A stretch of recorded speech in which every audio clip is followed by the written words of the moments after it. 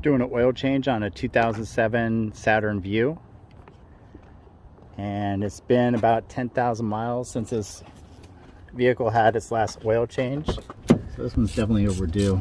Let's get the oil draining. Let's see how it looks.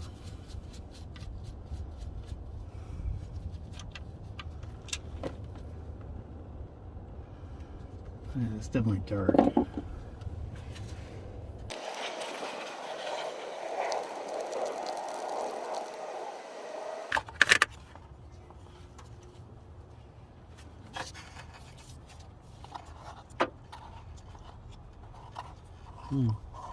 I think the filter takes the biggest